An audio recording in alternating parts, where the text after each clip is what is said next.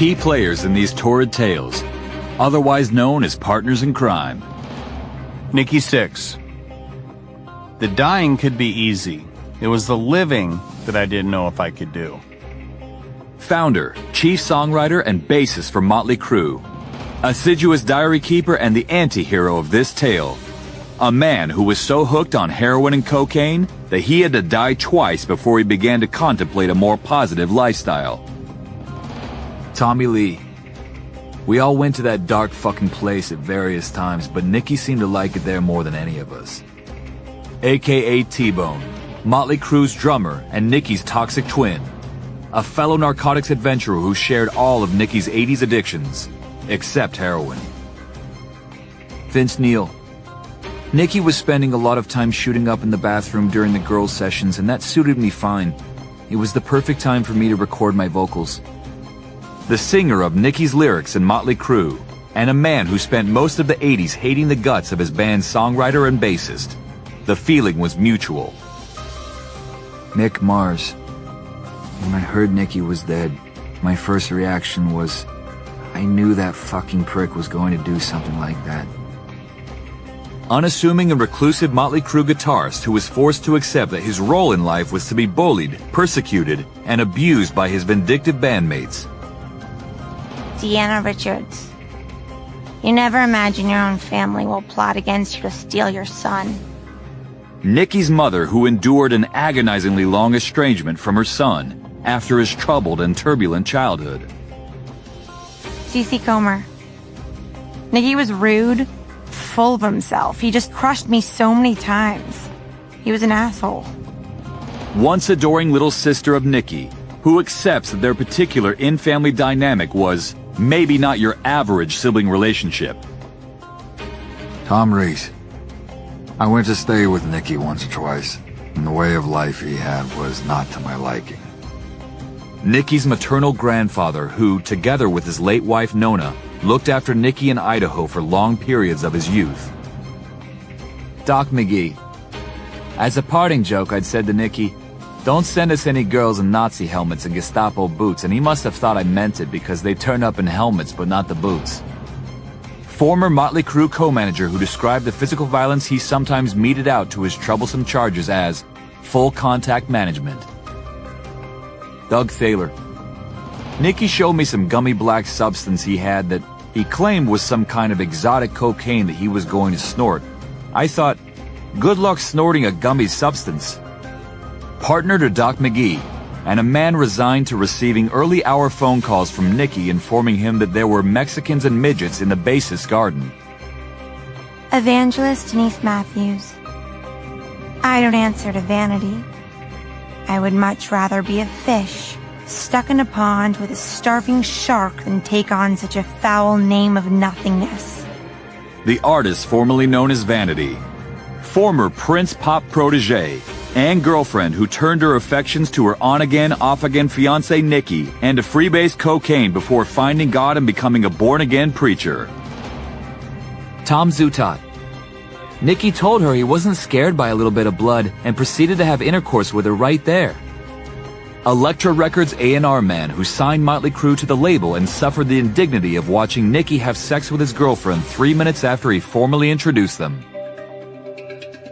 Fred Saunders. I hit Motley a lot.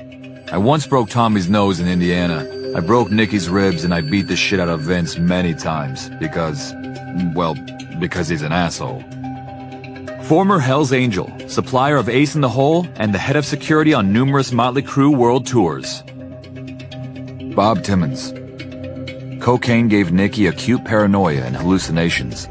One night he called me and asked me to get the police over to his house right away because there were little men with helmets and guns in the trees surrounding his house. Former junkie turned drugs counselor to the Stars who fought countless valiant but losing battles to have Nicky admitted to rehab. Slash. I hung out with Nicky and I found a sickening allure in his lifestyle.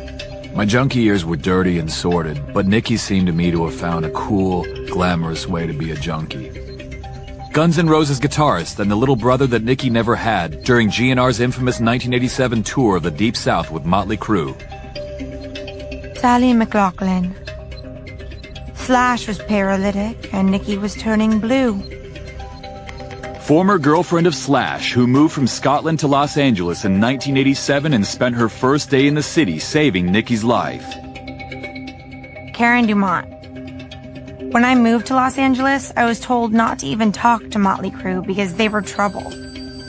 Record company employee who took her work responsibilities so seriously that she moved into Nicky's house to try to keep him alive. Bob Michaels. Once or twice I left my pipe out on the counter, and when I wasn't looking, Nicky sprinkled heroin in it. Friend, neighbor, and occasional companion in Nicky's rock and roll misadventures. Ross Halfin. I always said that Tommy should have married Nicky, because if they were gay, they would be the ideal gay couple. Made in heaven. British photographer who has photographed Motley Crue for nearly 20 years and still thinks Nicky is a likable, selfish, paranoid control freak. Jason Bryce. Nicky phoned down the reception and said, "Look, I'm Nicky Six. I need a bottle of JD now, and I will give you $1,000 for it." They just told him, "Sir, go to bed. You've had enough." Callow British teenager who went on the road with Motley Crue as a boy and returned as a man. Bryn Bridenthal. One of the early things Nicky used to do was set himself on fire during interviews. Motley Crue publicist who knew nothing about heroin in the 80s, but today, having worked with Nirvana and Courtney Love, is much better informed. Tim Lutzy. On my first day, Nicky came into the studio with a black eye, having spent the night in a police cell. That pretty much set the tone for what was to follow. Nicky's bass tech for 10 years, an occupation that occasionally involved enforced Jack Daniels drinking while garbed in the robes of a priest. Joe Scolari. Tommy pulled his cock out and started banging it against the desk. Canadian record company executive who, as a young DJ named Joey Vendetta, hosted one of the most outrageous radio interviews in rock and roll history. Wayne Isham. Nicky always had the devil's wise-ass smile in his eyes. I guess that's why he always wore sunglasses. Director of scores of award-winning music videos by the likes of Motley Crue, Ozzy Osbourne, Metallica, Britney Spears, and Nicky's personal favorite, Bon fucking Jovi. Alan Kovac. Nicky Six may never win a Grammy because the industry does not always judge on talent, but he deserves many. Head of Los Angeles-based 10th Street Management and current manager of Motley Crue, who helped to negotiate their escape from Elektra Records. Sylvia Rohn. Would I like to take part in this book? I don't think it would be appropriate. Former CEO of Elektra Records who figured Motley Crue was spent in the late 90s and sold them the master tapes of their albums. Rick Nielsen. Nicky Six was a big teddy bear with a nice smile. He could barely play the bass, mind you, but that never stopped Gene Simmons.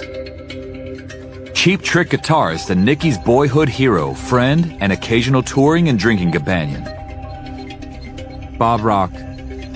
Nicky and Tommy decided to dress as Canadian lumberjacks.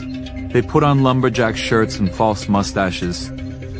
A-list rock producer of Motley's Dr. Feelgood and Motley Crue albums, plus records by Aerosmith, Metallica, Bryan Adams, and Bon Jovi. James Michael.